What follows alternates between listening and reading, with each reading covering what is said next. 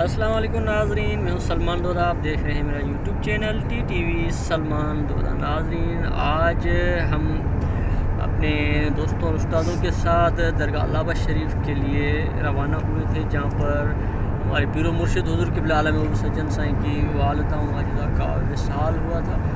تو ان کی نماز جنازہ میں شرکت کے لیے ہم نے وہاں شرکت کی، اور وہاں کے میں نے سارے مناظر آپ کو دکھائے. میری پہلی بھی ایک ویڈیو میرے چینل کے اوپر اپلوڈ ہو چکی ہے، جہاں پر میں نے آپ کو یہ تمام مناظر دکھائے. اور آج ہماری جو ہے ابھی واپسی ہے گھر کے لیے، تو ہمارے ساتھ موجود ہیں ہمارے نہایت ہی محترم دوست جناب محترم مولانا سکندر علی طاہری صاحب، جو کہ اسی درگاہ علامہ شریف سے فارغ التحصیل ہیں. آپ بہت ہی اچھے خطیب مقرر ہیں، اور وہیں پر اللہ تعالیٰ نے آپ کو وہ صلاحیتیں عطا فرمائی ہیں کہ آپ بڑے بہترین ضلع لسبیلا کے ایک شاعر مانے جاتے ہیں.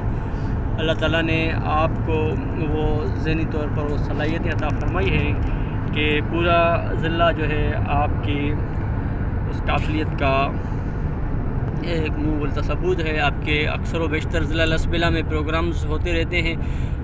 آج ہماری خوش نصیبی کہ آج سائیں ہمارے ساتھ موجود ہیں، اور ان کے ساتھ حضرت علامہ مولانا مولا بخش دودہ طاہری صاحب بھی ساتھ موجود ہیں، اور ساتھ ہی مولانا شفیع محمد صاحب بھی ہمارے ساتھ موجود ہیں، اور آگے ہمارے محترم دوست شیر محمد دودہ صاحب موجود ہیں.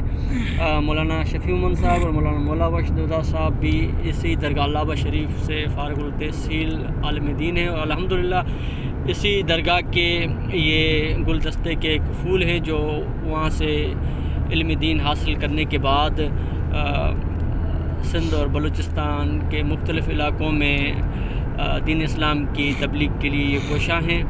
تو آج جو ہے اس سفر کو مزید بہتر بنانے کے لیے آج سائیں سے جو ہم حمد شریف کا نذرانہ سنیں گے.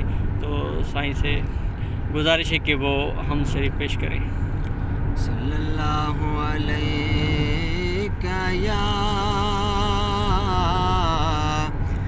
رسول اللہ وسلم علیک یا حبیب اللہ.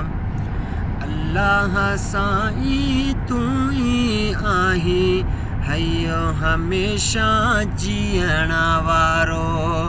اللہ سائی تو ہی آہی ہیو ہمیشہ جینا وارو. تو کھا سوا ہے نشان جو صاحب، تو کھا سوا ہے نشان جو صاحب کیرب نہ ہے تھینا وارو. اللہ سائی تو ہی آہی ہیو ہمیشہ جینا وارو. اللہ سائی تو ہی آہی ہیو ہمیشہ جینا وارو. لم یلد تو ولم یولد سمد بتو آہی احد. لم یلد تو ولم یولد سمد بتو آہی احمد. تو ہی تو بیو کو ناہے، تو ہی تو بیو کو ناہے تجھے مقابل بینا وارو. اللہ سائی تو ہی آہی ہیو ہمیشہ جینا وارو. اللہ سائی تو ہی آہی ہیو ہمیشہ جینا وارو. تو کھا سوا ہے نشان جو صاحب، تو کھا سوا ہے نشان جو صاحب کیرب نہ ہے تھینا وارو. اللہ سائی تو ہی آہی ہیو ہمیشہ جینا وارو.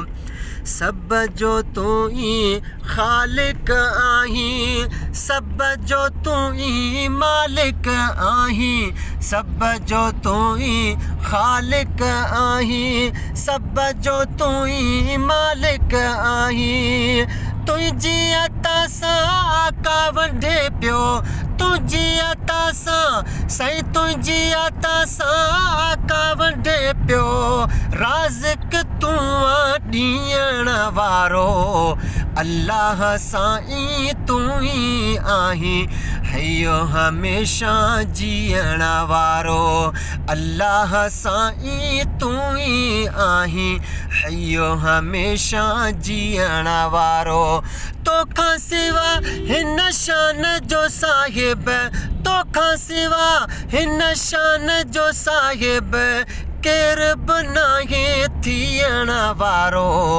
अल्लाह साईं तू ही आहीं हयो हमेशा जीअण वारो कंदो रहे शल फ़िक्र तुंहिंजो दो सिकंदर ज़िक्र तुंहिंजो कंदो रहे शल फ़िक्र तुंहिंजो कंदो रहे शल फ़िक्र तुंहिंजो दो सिकंदर ज़िक्र तुंहिंजो छो न करे साईं शुक्र तुंहिंजो छो न करे साईं शुक्र तुंहिंजो तुंहिंजो ई खाइण पीअण वारो अल्लाह साईं तू ही आहीं हयो हमेशा जीअण वारो तोखां सिवा हिन शान जो साहिब केर बि नाहे थियण वारो अल्लाह साईं तू ही आहीं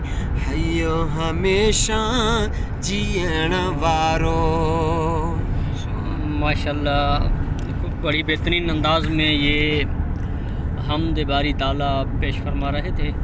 तो अल्हम्दुलिल्लाह इनकी अपनी शायरी है और उस हवाले से जो है इनकी बहुत सारी शायरी की जो कुतुब हैं वो भी मार्केट में आ चुकी हैं। तो इंशाल्लाह बहुत जल्द जो है इनका एक यूट्यूब चैनल भी है। मैं कोशिश करूँगा कि अपनी इसी वीडियो के डिस्क्रिप्शन में इनकी वीडियो लिंक भी डाल दूँ, तो जितने भी दोस्त अहबाब मुझे देख रहे हैं इनके चैनल को सब्सक्राइब करें, लाइक करें, ताकि इनके चैनल को आगे हम बढ़ा सकें और इनकी जो शायरी है और इनकी जो काविशें हैं वो पूरे लसबेला न सिर्फ लसबेला बल्कि बलूचिस्तान पूरे पाकिस्तान में जो है हम इसको फैला सकें।